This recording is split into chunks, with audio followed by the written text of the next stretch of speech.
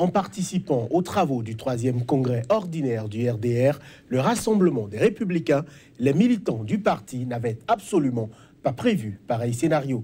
Leur vœu de voir le président Alassane Ouattara prendre les rênes du parti qu'il a conduit depuis 1999 n'a pas prospéré. Et pourtant, la nouvelle constitution lui permettait d'être en même temps président de la République et président de parti. Mais le chef de l'État a, dans un discours fleuve, prôné pour l'alternance.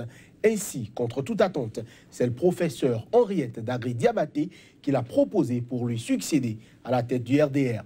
Une autre femme prend le secrétariat général du parti, Kandia Camara, ministre de l'Éducation. Mais à n'en point douter, la mise au point de Ouattara sur son alliance avec le PDCI, parti présidé par Henri Konan Bédié, aura été le point culminant de son discours au Parc des Sports de Treichville. Seul ombre au tableau, Guillaume Kibafori Soro, élu du parti et président de l'Assemblée nationale sur proposition du RDR, aura brillé par son absence. Ces raisons seront évoquées au cours de ce débat. Côte d'Ivoire, 3e congrès ordinaire du RDR, le RHDP en partie unifié, une réalité en 2017. La question sera posée, thème central de notre plateau du jour sur Angle de Vue. À toutes et à tous, bonjour et bienvenue. On revient juste après l'intermède.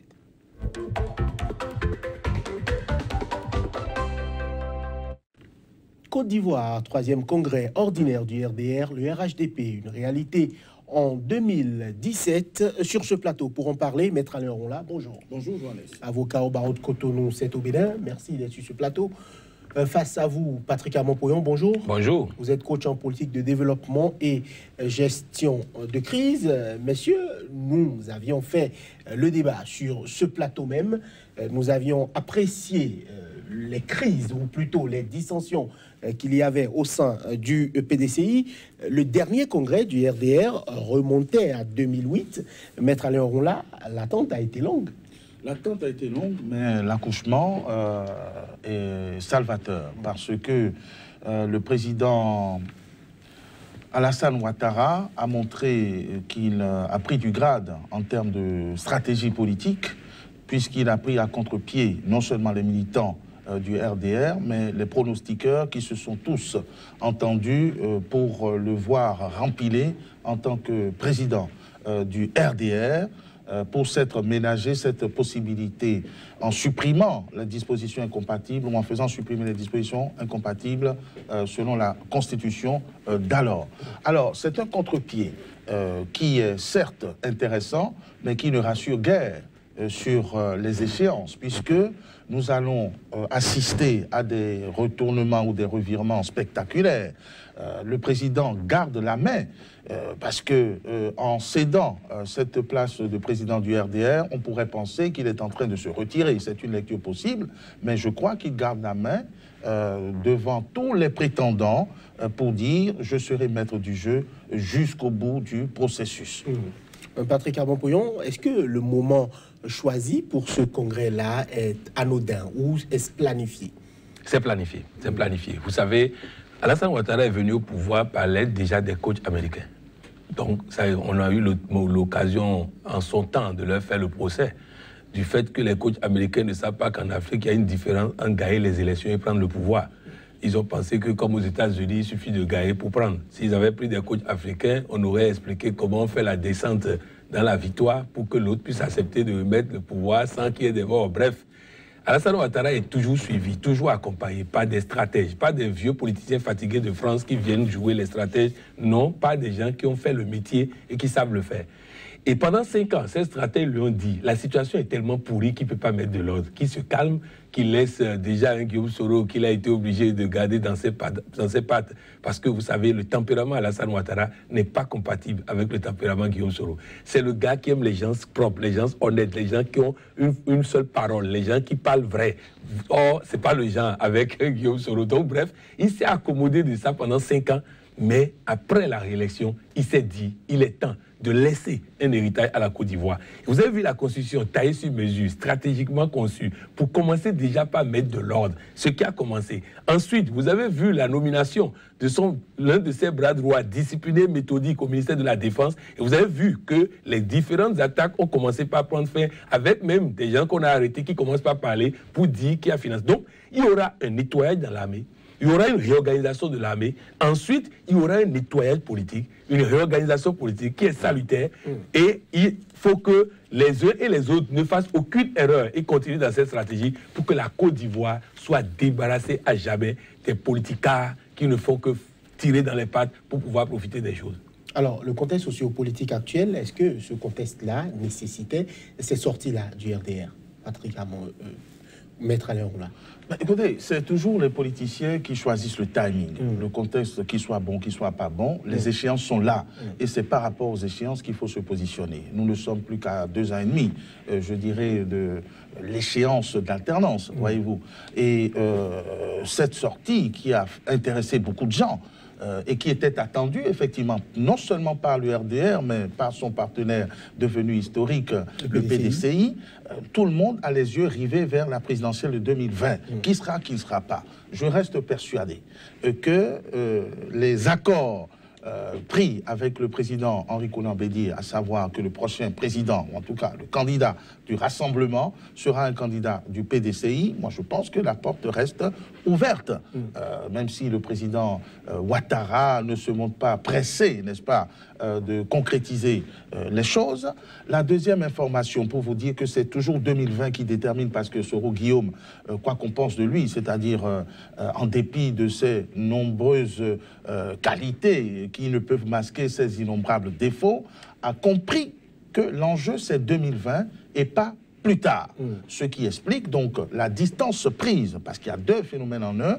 Il y a le début ou peut-être la consécration d'une rupture officielle entre le président Ouattara et Guillaume Soro, mais parallèlement, il y a une sorte de distance qui est prise par rapport au parti, toujours dans la perspective de 2020. Donc c'est l'élection présidentielle qui est en ligne de mire incontestablement et qui encourage, incite à cette tentative de réorganisation.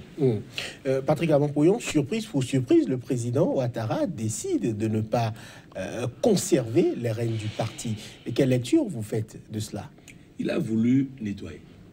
Mais il s'est dit, si je reste et que je fais dégager les autres, il y aura problème. Il a donc dit, je me retire et je profite pour nettoyer. Vous voyez, il a mis changer le secrétaire général, il va changer les instances et il met des gens qui n'ont pas d'ambition politique en termes électoraux. Il est en train de préparer le parti à l'accompagner dans l'application de l'accord qu'il a avec le président Bédié. Donc, c'est une gestion stratégique. C'est-à-dire, tu ne peux pas dire aux autres de partir quand toi tu restes. Et il est resté indirectement. Il a choisi qui? Henriette Diabaté, son bras droit de tous les temps. 82 ans. 82 ans, son collaborateur de tous les temps, son fidèle collaborateur. À partir de cet instant, le président Ouattara a fait un repli tactique, mais en réalité, il commande toujours les choses, il commande toujours le parti. Donc, je crois que c'est une décision qui a été bien mûrie et qui lui permet de partir tout en conservant les rênes. Et surtout, vous voyez les passes d'âme ces derniers temps avec le soi-disant bureau politique du PDCI et le bureau politique du RDR, c'est des passes d'âme du fait que de chaque côté, il y a des gens qui avaient trop d'intérêt en 2020 et donc qui se tiraient dessus. Il a commencé le nettoyage ici. Vous allez voir qu'Henri Konan Bédié va faire le nettoyage au niveau du PDCI pour que les dirigeants ne soient pas des personnes intéressées directement par 2020, afin que le parti ne devienne pas une machine électorale contre leur choix, contre leur décision en 2020. Le choix de Henriette Diabaté, un choix anodin? Écoutez, un choix stratégique, qui n'est pas non plus, qui est mérité, parce que Diabaté a représenté le parti lors de l'exil du président Ouattara, notamment. L'opposition dure, la prison. Le RDR reste l'affaire des Dioula. Permettez cette petite mesquinerie, mais le roi est mort, vive le roi. Disaient les monarchistes. Et le roi Ouattara refuse de mourir parce que la présidence d'honneur, ce n'est qu'un glissement stratégique. La preuve, c'est que son souhait a été exaucé contre toute attente. Je veux dire, il n'y avait pas eu de campagne pour porter à la tête du parti Diabaté, mais il a suffi que le président Ouattara donne un clin d'œil pour que ça soit fait, que le secrétaire général aussi soit désigné. Alors qu'il y avait d'autres candidats, notamment pour le poste de secrétaire général, qui était un poste extrêmement stratégique, où il y avait des favoris qui postulaient. Et tant qu'il sera là, et nous lui souhaitons longue vie, les choses se dérouleront comme il le voudra, parce que je ne vois aucun des dirigeants portés à la tête de ce parti lui désobéir ou ne pas faire conformément à ses vœux. Donc, il n'y a pas véritablement de distance qui soit prise, et je reste persuadé, j'insiste là-dessus, c'est des grandes manœuvres pour qu'il n'y ait pas d'appétit féroce entre ceux qui vont véritablement être candidats. Vous avez dit 82 ans, ça veut dire que, bon, il y a peu de chances que la nouvelle présidente du parti soit candidate à l'élection présidentielle. C'est une femme, ça veut dire que ce n'est pas évident qu'il y ait de la férocité. Et d'ailleurs, tout l'exécutif est dirigé par les femmes, dont on connaît la tempérance, qui vont arbitrer, le respect, la fidélité. Voilà, qui seront amenés à arbitrer et à modérer et à tempérer la férocité des candidats qui sont sur les starting blocks. Patrick Amompouyon, notamment, on va parler des femmes, puisque Outre-Henriette Diabaté, c'est une autre femme qui prend le secrétaire général, ministre de l'Éducation. Est-ce que le choix des femmes, c'est un choix stratégique en politique? Le président Ouattara a souvent fait la promotion des femmes. Aujourd'hui, on est en train de voir cela se matérialiser au sein même de l'exécutif du RDR. Oui, parce que les femmes sont plus fidèles, les femmes sont plus tempérées, les femmes sont plus honnêtes. Et donc, en faisant ce choix, il se met dans une période où les orages ne vont pas tomber sur lui. C'est tout ce qu'il veut. Il veut un parti discipliné. Et c'est la preuve qu'il n'a pas apprécié les passes d'âme ces derniers temps avec le PDCI. Il est resté silencieux, ça veut dire qu'il n'a pas apprécié ces guéguerres entre les deux partis, et il a attendu le bon moment pour régler en mettant des personnes qui ne vont pas être là à répondre à tort et à travers à des déclarations de partis partenaires, d'un parti avec lequel on est en accord. Je crois que le président Bédié et le président Alassane Ouattara sont en train véritablement de faire ce que chaque pays africain aurait voulu, que les anciens présidents, les anciens leaders se mettent ensemble pour mettre un peu d'ordre dans la maison avant de se retirer. Maître Ayonla, est-ce que la démocratie a besoin de grands blocs politiques? Est-ce qu'on ne devrait pas laisser tout le monde avoir les mêmes chances de briguer la magistrature suprême? Parce que aujourd'hui, le RDR et le PDCI ensemble, on voit mal qui pourrait leur faire face ou qui pourrait gagner une élection en face de ces deux grands blocs-là. Ce n'est pas antidémocratique qu'il puisse y avoir des regroupements et des ententes. C'est d'ailleurs ce qui est souhaitable en démocratie. Et les manœuvres au sein des appareils politiques n'empêchent personne d'être candidat. Il peut toujours y avoir des dissidences, il peut toujours y avoir des envies de liberté de tel ou tel autre candidat. Et je dirais au contraire que la mise en ordre du RDR, par exemple, ouvre l'appétit de tout candidat, puisque c'est celui qui aura réussi à être bien placé, à montrer la pertinence de son combat, qui probablement sera accompagné par le parti. L'on a toujours supputé sur les intentions du président Ouattara, que l'on soupçonne de vouloir positionner le Premier ministre Amadou Gon Coulibaly, qui reste en embuscade. Il est premier vice-président.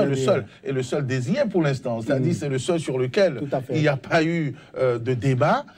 Donc cette intention reste vraie. Mais moi, je crois que tout ça, c'est un jeu feutré. C'est un jeu vraiment feutré auquel le président Ouattara est en train de jouer. Je devine qu'il ne peut pas être autrement que de respecter les engagements pris vis-à-vis du président Bédié, ça j'y tiens. Et la porte reste ouverte, cependant que les petits plats sont minutieusement mis dans les grands pour que les amis et les collaborateurs fidèles et les chouchous du président soient dans les strapontins, soient dans les meilleures loges pour jouer les snipers le moment venu. Voilà, le président était attendu sur un certain nombre de questions, notamment sur l'accord conclu avec le PDCI du président Rico Bédié. Et le moins qu'on puisse dire, c'est qu'il ne s'est pas défilé. Nous allons suivre un extrait des propos du président ivoirien. Donc il n'y aura pas de problème entre le président Harry Kona et moi-même. Nous travaillerons ensemble pour bâtir et construire le RHDP. Et ce sera, je vous le promets, d'ici quelques mois. Et mon ambition, c'est de le faire avant la fin de l'année 2017. L'avènement du Parti unifié nous donnera les moyens d'aller plus loin dans la consolidation de la cohésion nationale, afin de garantir la stabilité politique nécessaire à la poursuite de notre action dans la paix. Le Parti unifié aura le mérite de donner confiance. Nous n'accepterons pas, de quelque manière que ce soit, que la sérénité des Ivoiriens et des populations vivant en Côte d'Ivoire soit troublée à nouveau. C'est terminé. Je veux dire à certains déstabilisateurs qui n'ont même pas le courage de reconnaître des personnes qu'ils ont envoyées au charbon, je vais leur dire que c'est terminé. Patrick Aron-Pouillon. Oui, c'est des mots forts. C'est des mots forts et c'est des mots d'un président qui a pris 6 ans, 7 ans pour avoir le courage et la possibilité de dire ça. C'est des mots forts de quelqu'un comme Maître Ouroula l'a dit tout à l'heure, qui est en train de feutrer les choses, qui choisit son timing, qui fait les choses, qui a été bien coaché par des cadres dont j'ai parlé, mais aussi par le président Bédié, qui, ayant perdu le pouvoir dans les conditions, a beaucoup de sagesse dans ça. Je crois qu'il y a 2 choses essentielles sur lesquelles je voudrais insister. La première, il dit parti unifié dans quelques mois, et je souhaite sincèrement déjà en 2017. Nous sommes à 3 mois de la fin de l'année et il annonce ça. Ça veut dire quoi? Ça veut dire que le parti RDR a été mis en ordre de bataille. Les disciplinés vont se retrouver aux commandes afin de faciliter cette fusion.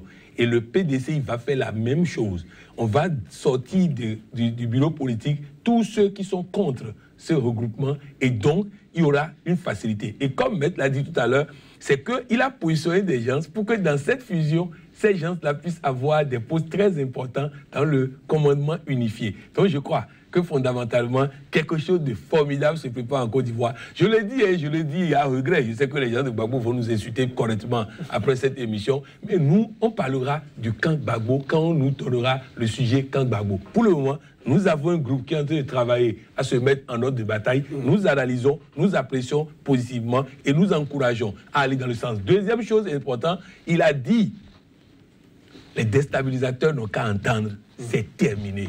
Je vous ai dit tout à l'heure qu'avec le positionnement de son nouveau ministre de la Défense, il veut nettoyer la défense comme il a nettoyé la police. Je vous donne un exemple. Vous voulez parler de Ahmed Bakayoko. Ahmed Bakayoko. Je vous donne un exemple pratique. Vous voyez, Ahmed Bakayoko est devenu ministre de l'Intérieur. Avant, dans la ville d'Abidjan, pour quitter un quartier pour un autre quartier, vous avez des checkpoints où on vous demande de l'argent, la police vous demande de l'argent à chaque 100 mètres, à chaque 200 mètres. Je vous assure qu'à Abidjan aujourd'hui, vous circulez dans la ville, il n'y a pas de policiers. C'est très important.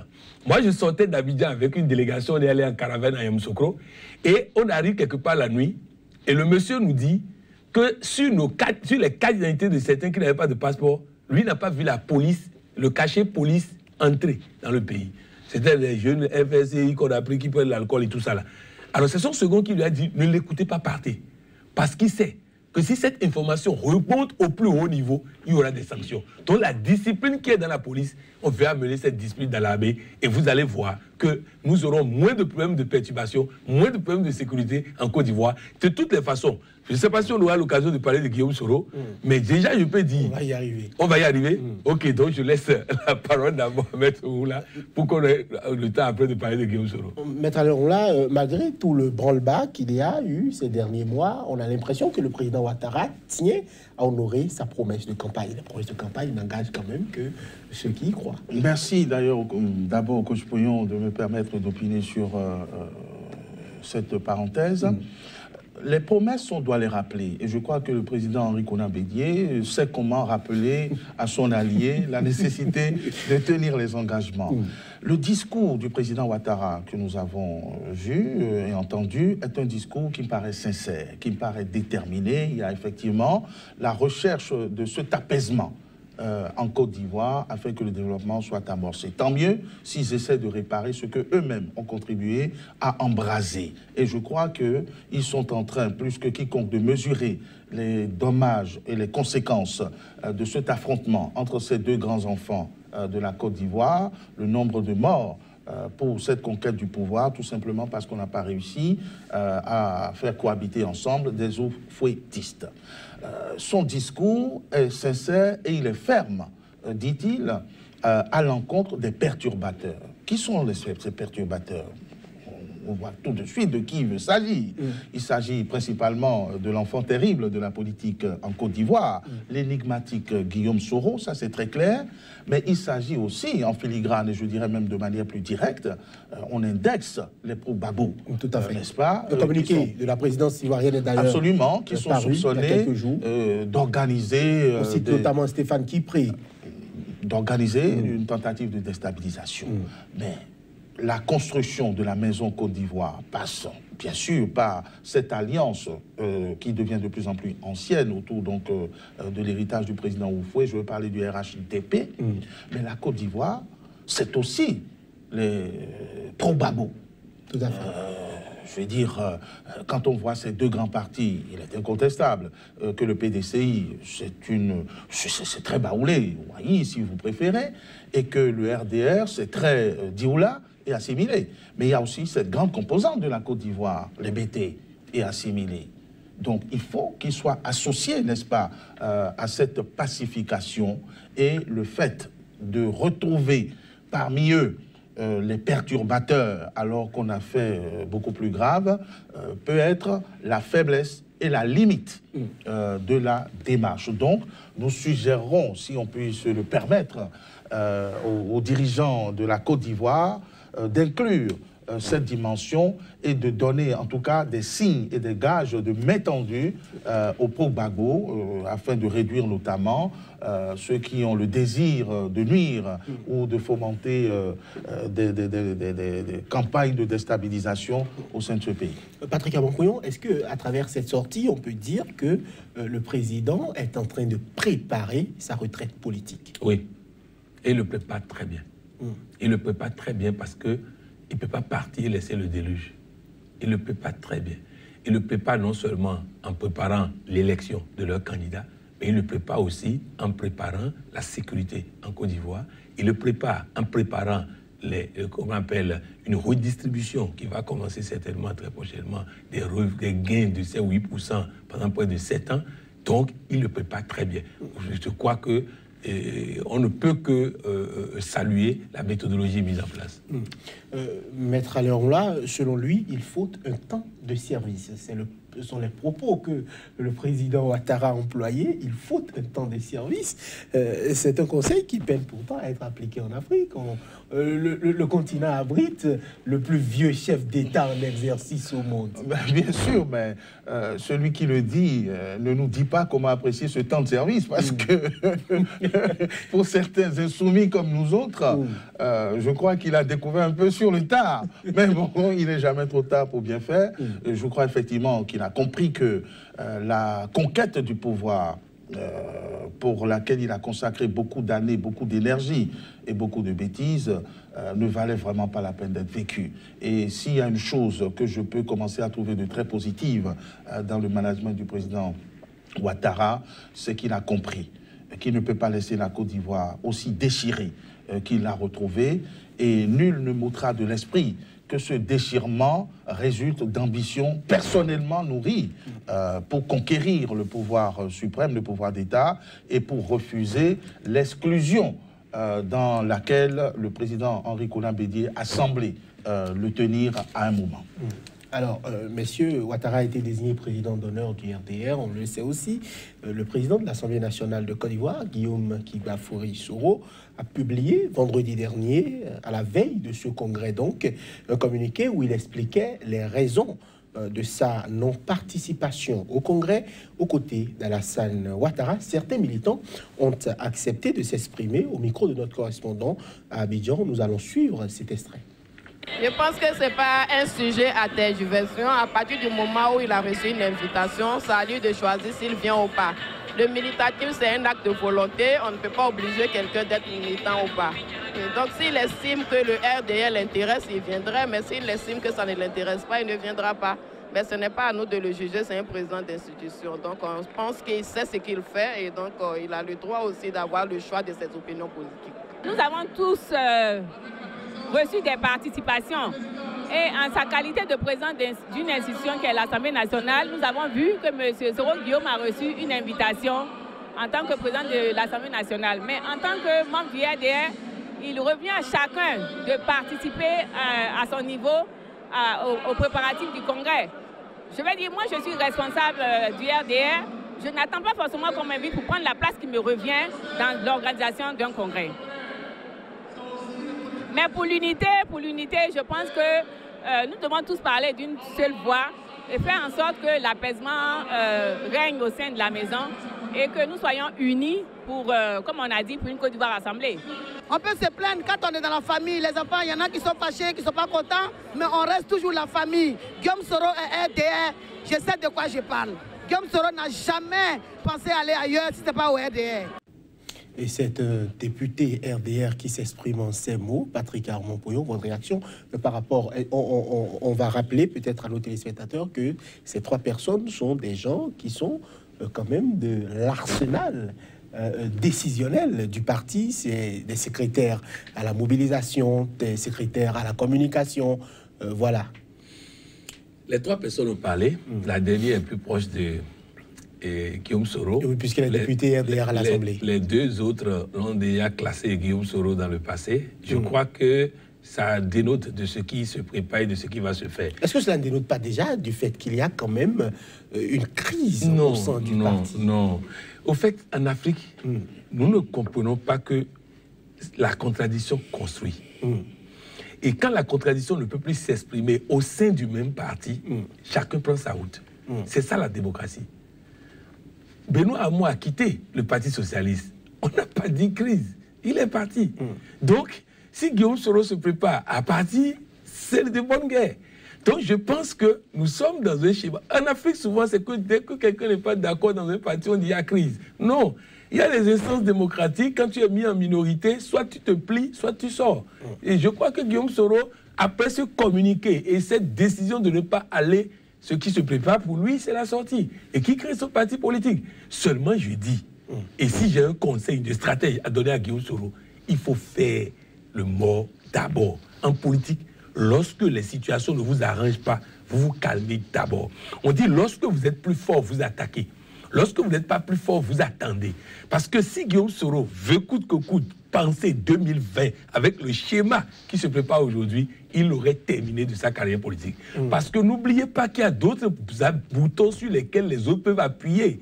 Il y a la communauté internationale qui peut revenir avec la Cour pénale internationale. Donc il y a trop de choses. Si j'ai un conseil à donner au président Guillaume Soro, que je respecte beaucoup pour tout ce qu'il a pu faire pour la Côte d'Ivoire, je voudrais qu'il comprenne que là, c'est pas bon, c'est gâté. Et quand c'est gâté en Côte d'Ivoire, on se calme. Quand Ivoirien dit c'est gâté, on sait ce que ça veut dire. Donc, il n'a qu'à comprendre. Je voudrais dire quand même quelque chose avant de laisser la parole. Par rapport aux dirigeants africains qui ne quittent pas le pouvoir. Les amis, vous ne pouvez pas continuer par menacer les chefs d'État africains chaque fois et vouloir qu'ils quittent le pouvoir.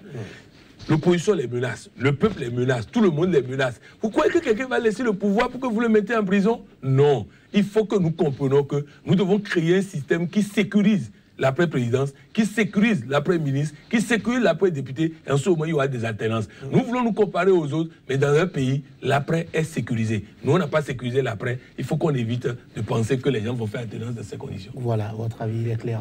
Maître Aleronla, l'absence de Guillaume Soro, les raisons avancées, votre avis? Guillaume Soro n'est pas un militant comme les autres. Il aurait dû être invité en guest star. Il ne suffit pas de dire, bon, on est au RDR, donc tout le monde a reçu son carton d'invitation. On lui envoie son carton d'invitation en tant que président de l'Assemblée nationale. Oui, ça veut dire très clairement qu'il n'était pas forcément le bienvenu. Et lui-même, il a compris, puisque le communiqué est expressif. Tout à fait. Quand un leader, quand un président d'institution fait savoir à tous qu'il n'a été invité que comme tout le monde, ça veut dire qu'il a compris qu'on lui montre la porte de sortie et qu'il la prend en première classe, n'est-ce pas? Et ça n'a plus d'intérêt pour lui, puisque tout ce qui peut intéresser Guillaume Soro, c'est la pole position. Donc, si la stratégie du président Ouattara, avec qui il ne s'entend plus, ça ce n'est plus un secret pour personne, il y a des tensions, les deux hommes courants ne passent plus véritablement.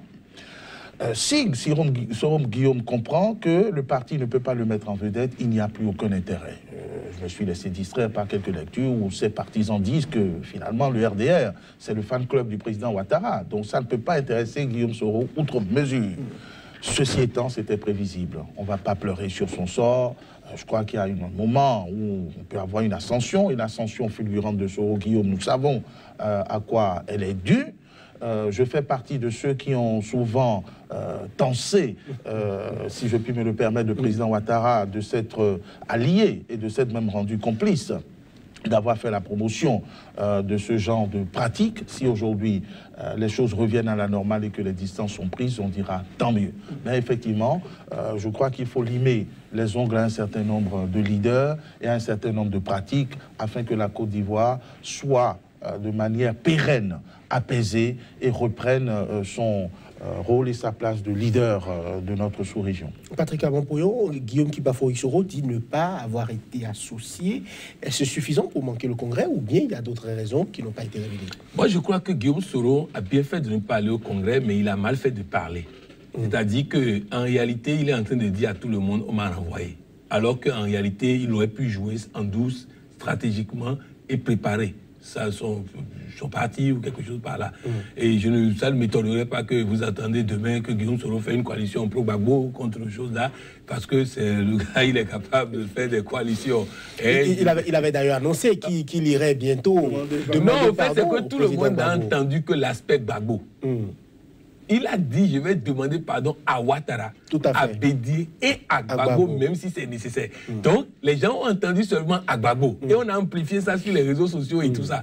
Alors que non, il veut demander pardon à tout le monde. Et ça encore, c'était une diversion. Donc, moi, je crois que Guillaume Soro doit cesser de faire des diversions. C'est-à-dire, quand c'est gâté, il vaut mieux se taire d'abord, se caser d'abord. En stratégie, c'est comme ça. Quand c'est gâté, tu te cherches d'abord et tu cherches le bon moment pour y apparaître. Ce n'est pas exclu qu'il regagne encore la confiance de ces dirigeants-là. Mais ce n'est pas en faisant chaque fois des diversions. L'ancienne méthodologie politique en Côte d'Ivoire est terminée, le président l'a dit. C'est-à-dire que cette affaire de chantage, de ceci, de chantage émotionnel, de ceci, tout ça, ça ne marche plus en Côte d'Ivoire. Parce que c'est deux vieux briscards de la scène politique qui connaissent le vrai visage de chacun qui sont en train de mener le jeu. Donc je pense que Guillaume Soro a intérêt à pouvoir vraiment se calmer. Et je n'exclus pas la possibilité qu'il quitte pour créer son parti, mais qu'il n'aille pas de front contre ces deux-là, parce que ces deux-là, on la cadre vraiment en main.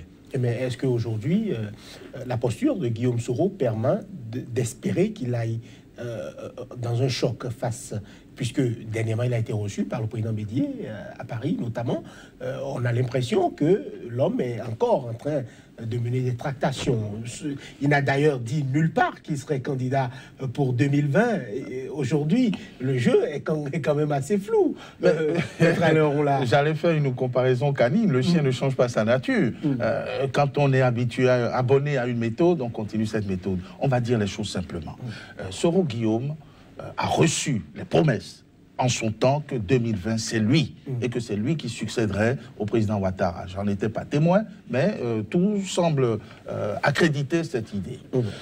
Aujourd'hui, on est en train d'éloigner la coupe de ses lèvres, il le voit, donc il se débat comme toujours. Il se met bien avec le président Henri Konan Bédié, qui aussi, enfin, est en vieux briscard, veut le garder sous contrôle, veut en faire un allié. Le chantage est permanent dans tous les camps pour montrer, tu vois, moi je suis un pacificateur, un pacifiste, je suis pour le rassemblement, etc.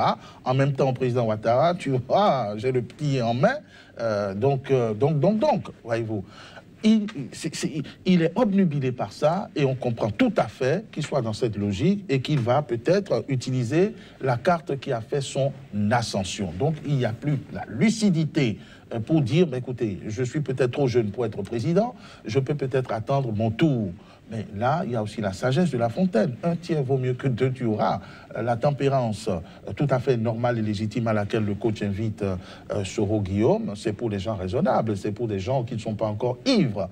Mais lucidité n'est pas Soro Guillaume.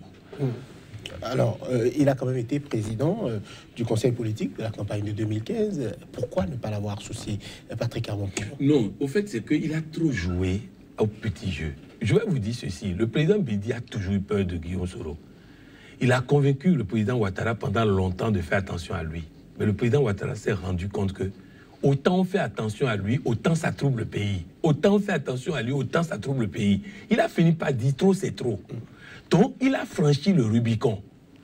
Quand le maître Ourouna a dit qu'on lui a promis, c'est faux. C'est faux. Il est venu rempiler. Il a supporté Gbagbo aux élections passées. Mais après les élections, il s'est rendu compte qu'après ça, il y a la Cour pénale internationale. Donc, il est allé déposer la démission. Quand le président Bédié a dit à Ouattara, toi et moi, on ne connaît rien en termes militaires. Si tu ne reconduis pas le petit, c'est Ouattara, Bédié à qui on a promis Premier ministre, qui a dit lui-même, si tu ne reconduis pas ce jeune-là, Ouattara va nous broyer ici à l'hôtel, Gbagbo va nous broyer ici à l'hôtel du Golfe, parce que toi et moi, on ne connaît rien sur le plan militaire. Voilà comment il a été remis en selle comme Premier ministre, et on a dû le garder Premier ministre pendant un temps. Après, ils ont réfléchi. Comment faire? On a promis le poste de Premier ministre au parti de Bédié. Maintenant, comment faire? On a fini par trouver cette astuce de président de l'Assemblée nationale. Or, à l'Assemblée nationale, il n'a pas c'est-à-dire, il n'a pas l'action sur les forces armées, tout ça qu'il avait, qui lui permettait de faire choses là.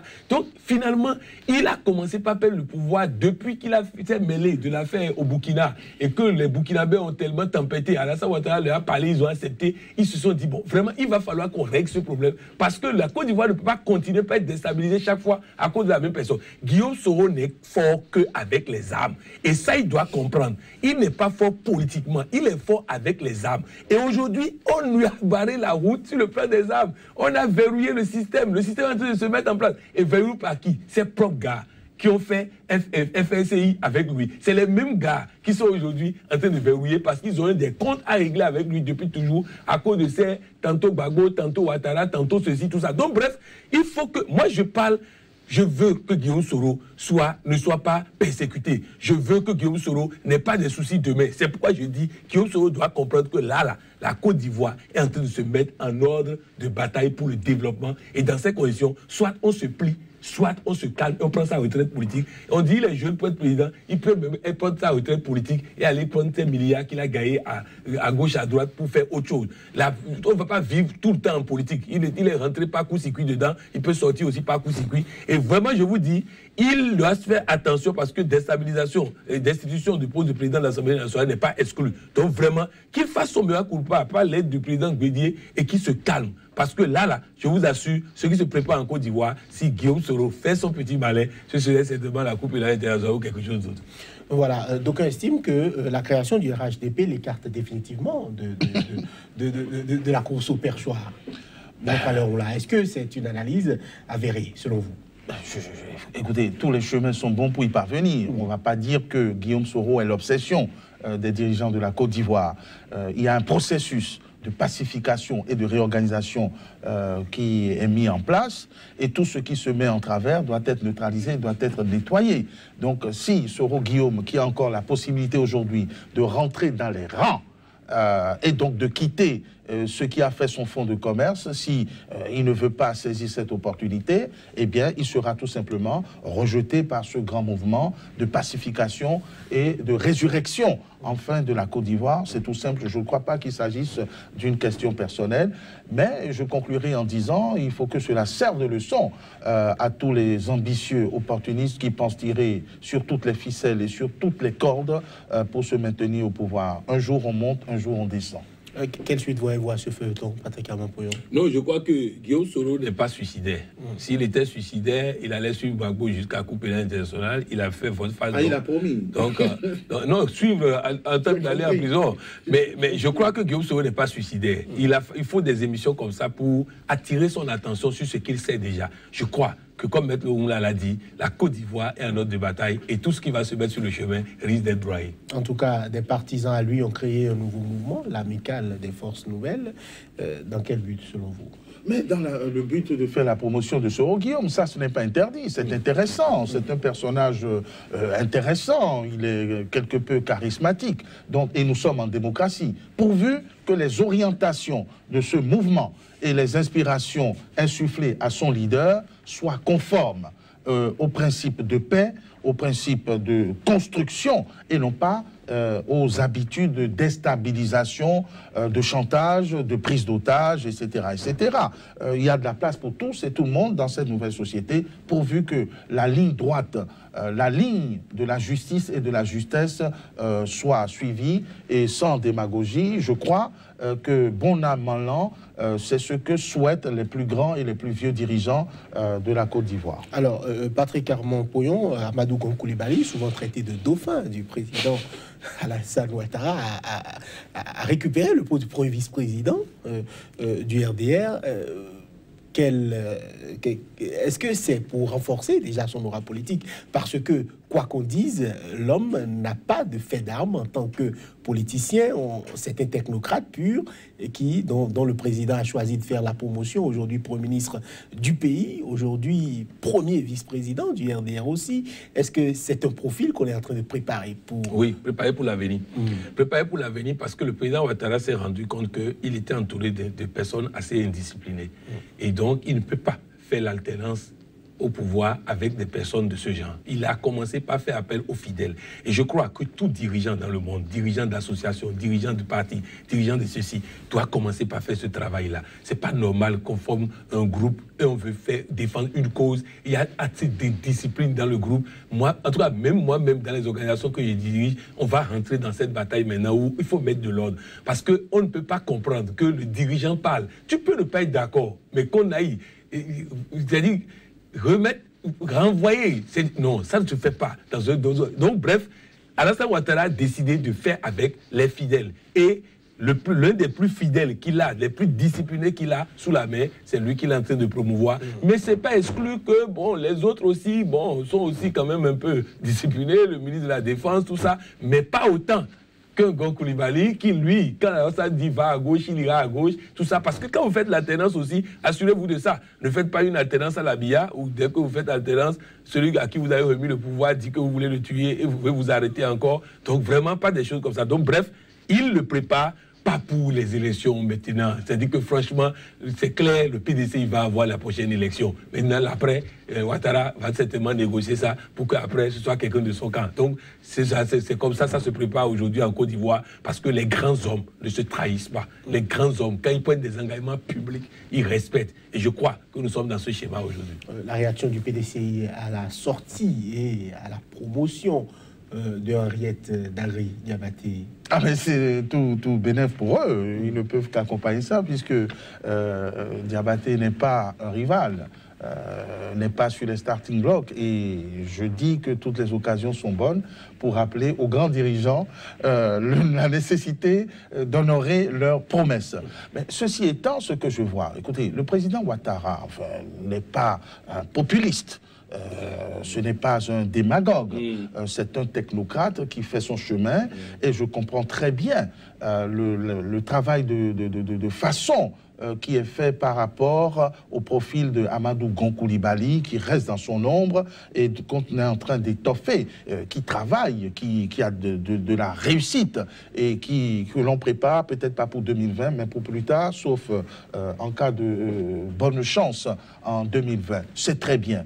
Les personnages emblématiques, on les a déjà. Je crois qu'il y a ce Gon Coulibaly, il y a Duncan Kablan Duncan. Tout à fait. Et le vice-président de Côte d'Ivoire. Par exemple, à qui on taille aussi un fauteuil et qui a à son actif plusieurs années de service et beaucoup de charisme. Et il y a mon favori du PDCI. Oui, d'ailleurs PDCI.